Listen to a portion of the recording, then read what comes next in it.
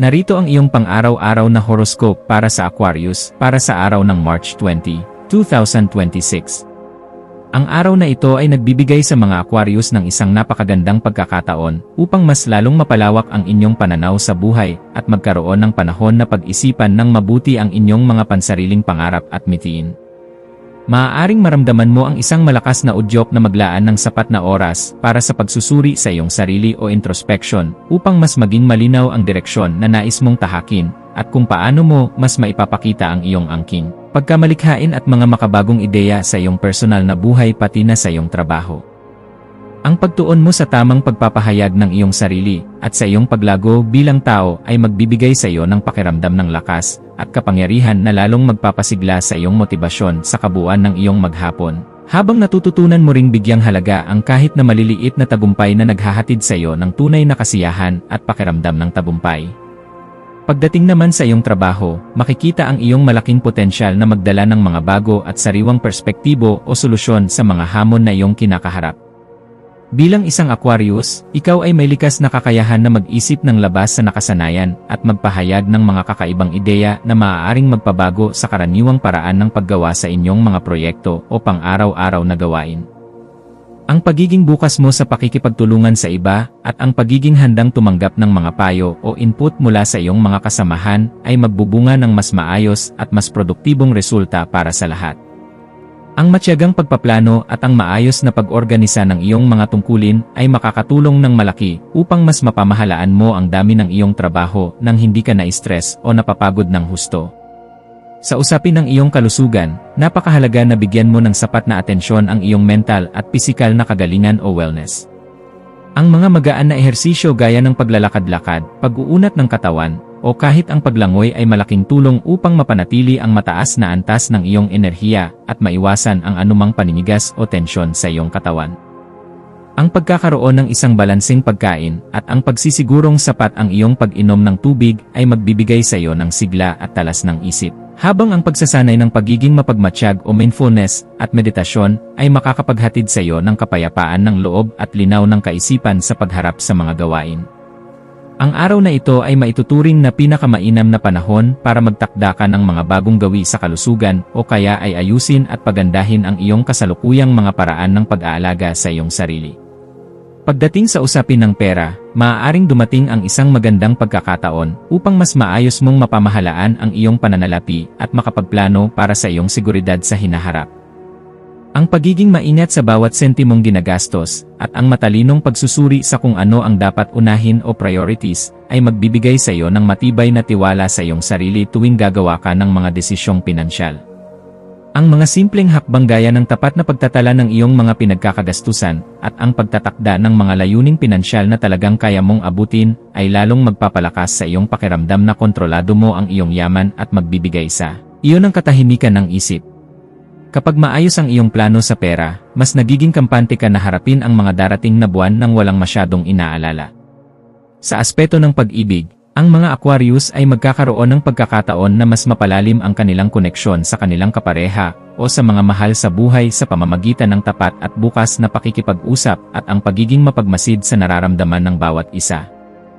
Para naman sa mga single o kasalukuyang walang karelasyon, ang pagiging bukas sa mga bagong karanasan at ang pagiging handa sa mga makabuluhang ugnayan ay maaaring magdala sa iyo ng isang kapanapanabik na romantikong simula. Ang pagiging totoo sa iyong sarili at ang pagpapakita ng tunay na malasakit sa kapwa ay magbubukas ng mga pinto para sa mas masaya at mas makabuluhang mga relasyon. Huwag kang matakot na ipakita ang iyong tunay na pagkatao dahil ito ang pinakakaakit-akit na katangian mo na maglalapit sa iyo sa tamang tao. Ang iyong personal na paglago o personal growth ang magiging pangunahing focus mo sa araw na ito, lalo na sa pamamagitan ng patuloy na pag-aaral at mga aktibidad na nagpapabuti sa iyong sarili. Maaari kang makaramdam ng matinding inspirasyon na simulan ang mga bagong proyekto, mga libangan, o pag-aaral ng mga bagong kasanayan na magpapalawak ng iyong pananaw at magdudulot sa iyo ng ganap na kasiyahan. Ang iyong likas na pagiging mausisa at ang pagiging aktibo sa pagtuklas ng mga bagong kaalaman ay lalong magpapatatag ng iyong kumpiyansa at magbibigay sa iyo ng lakas ng loob sa pagharap sa mga hamon na dumarating sa iyong araw-araw na buhay. Ang bawat bagong bagay na iyong natututunan ay nagsisilbing puhunan mo upang maging mas mahusay na bersyon ng iyong sarili. Sa iyong mga pakikipag-ugnayan sa ibang tao o social interactions, makakahanap ka ng mga kasiyasya at makabuluhang koneksyon sa iyong pamilya, mga kaibigan, o maging sa iyong mga kasamahan sa trabaho. Ang pagiging isang mabuting tagapakinig at ang pagpapakita ng pag-unawa o empathy sa damdamin ng iba ay lalong magpapatatag sa inyong relasyon at magbubunga ng pagkakaunawaan sa bawat panig.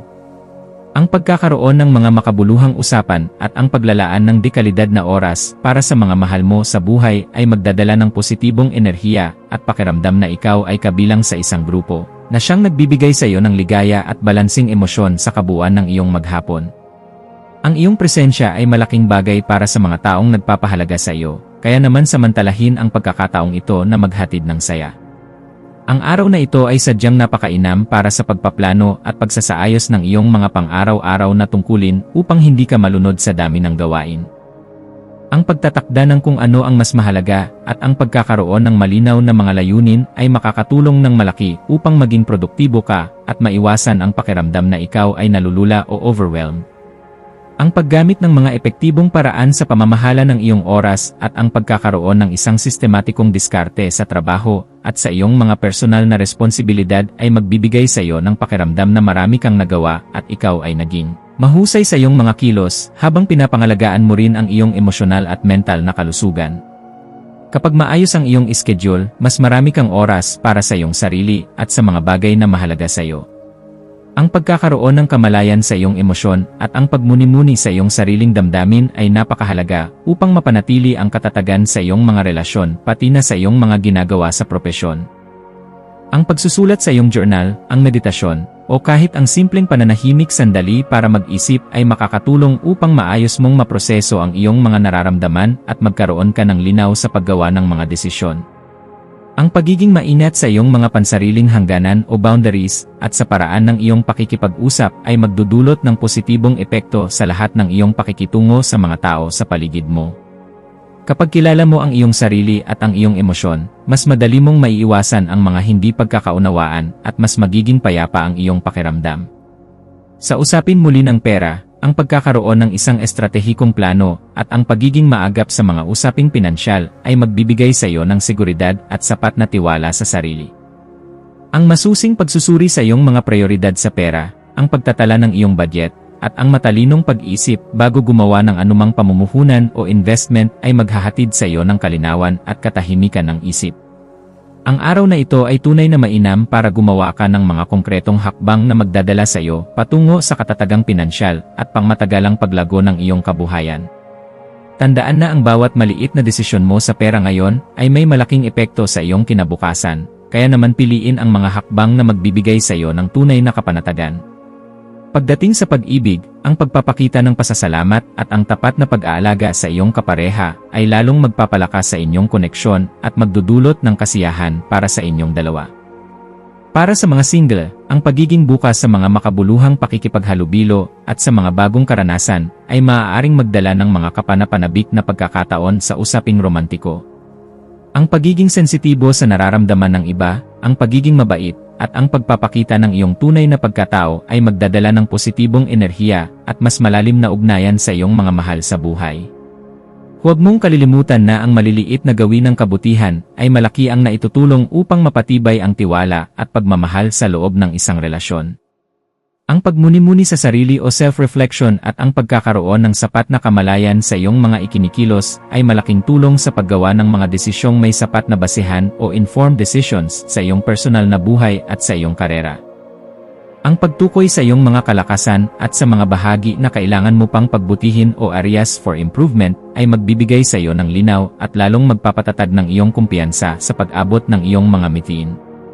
Ang araw na ito ay tunay na mainam para magtakda ka ng mga malinaw na hangarin at gumawa ng mga praktikal na hakbang patungo sa iyong pansariling paglago at ganap na kaligayahan. Kapag kilala mo ang iyong sarili, mas madali mong matutukoy kung ano ang talagang makakapagpasaya sa iyo at kung paano mo ito makakamit ng may dangal. Ang pagtuon sa iyong mga malikhaing hangarin at mga libangan ay siguradong magdudulot sa iyo ng ligaya, inspirasyon, at pakiramdam ng tagumpay sa iyong mga ginagawa. Ang paglalaan ng oras sa mga masining na aktibidad gaya ng pagsusulat, pagpipinta, musika, o paggawa ng anumang sining o crafting ay makakapagpasigla sa iyong isipan at magbibigay ng positibong enerhiya sa iyong buong pagkatao. Ang pagsasama ng iyong pagiging malikhain sa iyong pakikipag-ugnayan sa ibang tao pati na sa iyong trabaho ay magbubukas ng maraming pinto para sa mga bagong oportunidad at lalong magpapalakas sa iyong pakikilahok sa iyong kapaligiran, habang nagdadala ito sa iyo ng matinding kasiyahan at pakiramdam na marami kang nagawa. Ang pagiging malikhain ay isang mabisang paraan upang mailabas mo ang iyong mga naiisip sa paraang nakakagaan sa kalooban. Ang pagkakaroon ng isang pangkalahatan o holistic na diskarte sa araw na ito ay lalong magpapalakas sa iyong pakiramdam ng balanse sa pagitan ng iyong trabaho, personal na buhay, at iyong mga ugnayan sa ibang tao. Ang paggamit ng iyong mga likas na kalakasan gaya ng pagiging makabago o innovation, ang kakayahang makiangkop o adaptability, at ang pagmamalasakit o empathy ay magbubunga ng mga positibong resulta at magbibigay sa iyo ng ganap na kasiyahan sa kabuuan ng iyong maghapon.